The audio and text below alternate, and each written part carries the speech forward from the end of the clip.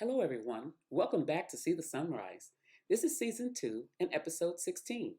Seeing the sunrise is about seeing Christ in everyday situations.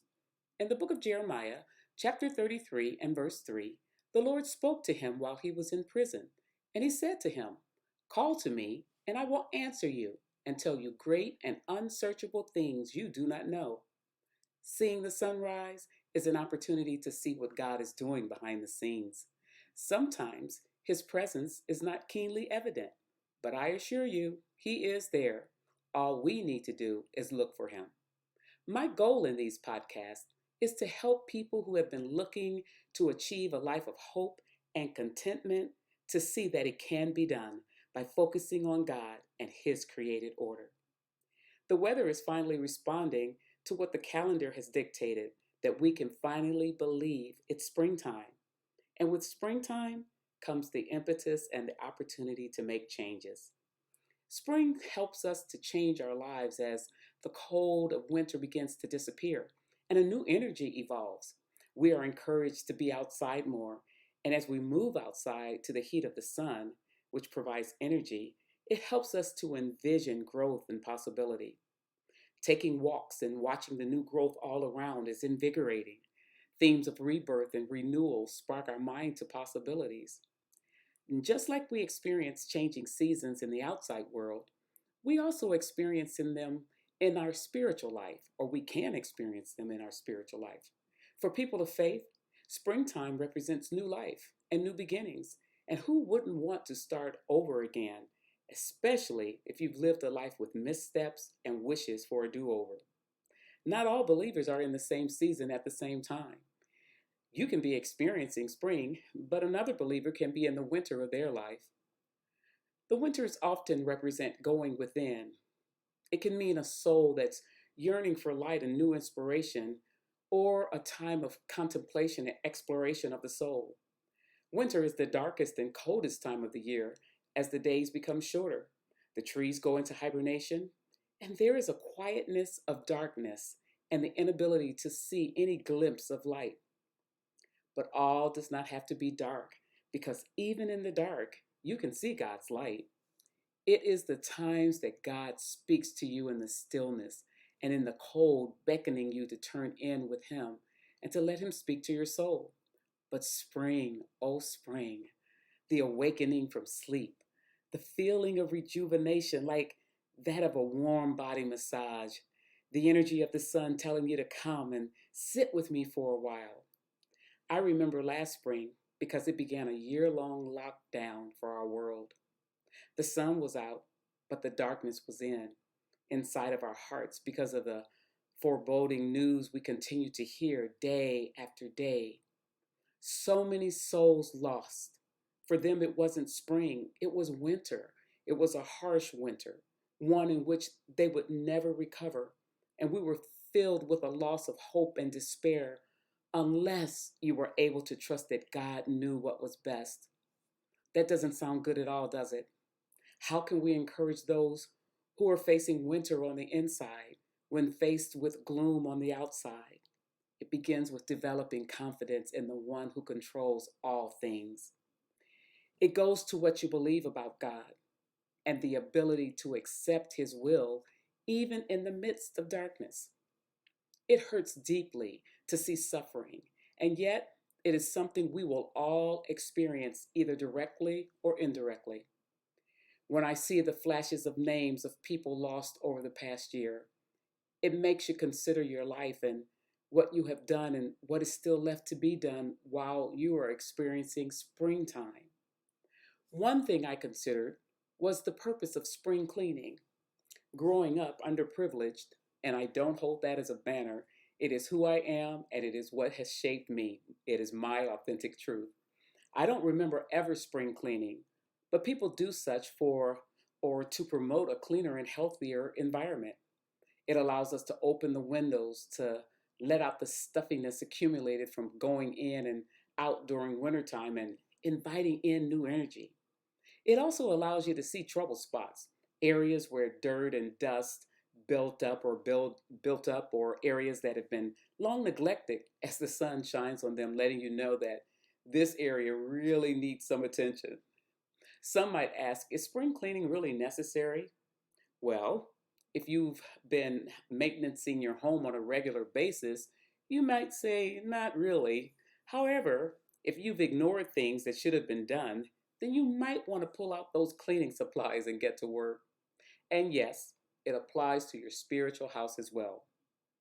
You know, there are areas that could use some dusting off.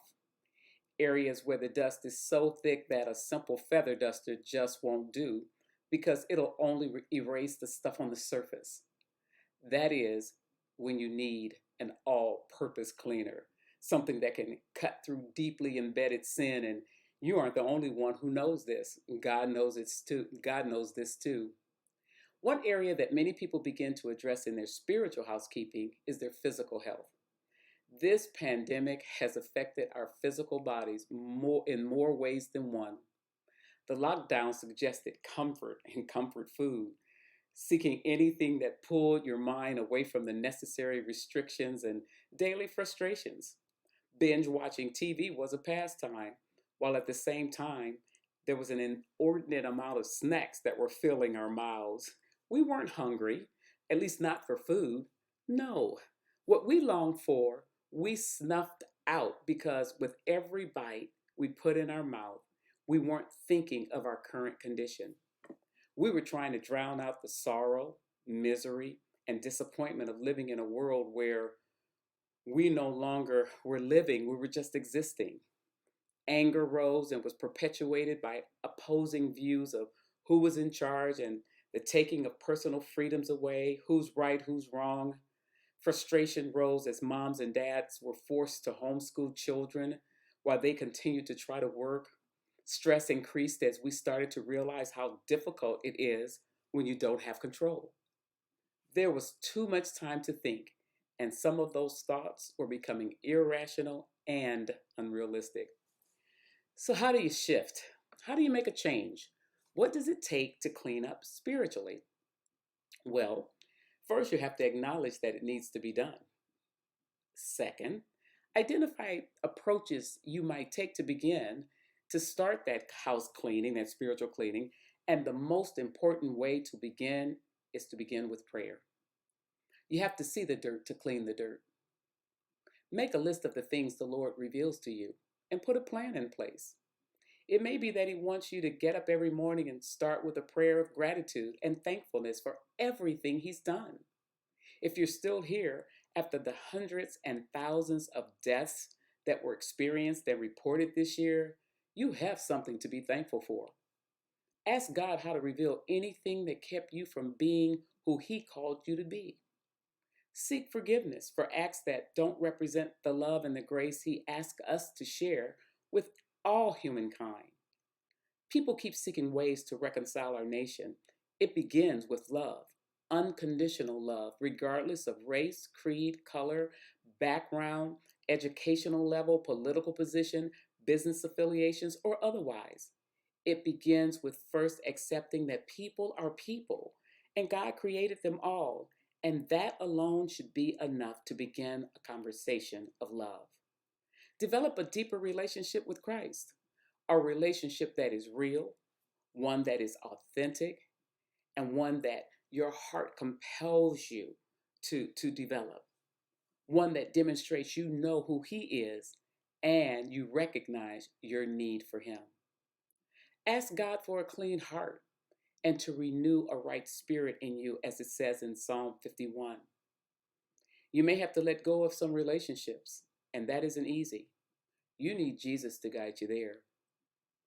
You know you have some things in your closet you need to get rid of, and there are some relationships that you need to get rid of as well. The toxic ones, the ones that burden your soul and lead you away from the truth of God's word. That doesn't mean you stop living, but letting those things go so that they no longer influence ungodly behavior. And just like in spring cleaning, give something away. Give away some of your time to help someone else. Give of your resources to help someone in need, or a ministry or someone you know that continues to promote the foundation of what God created.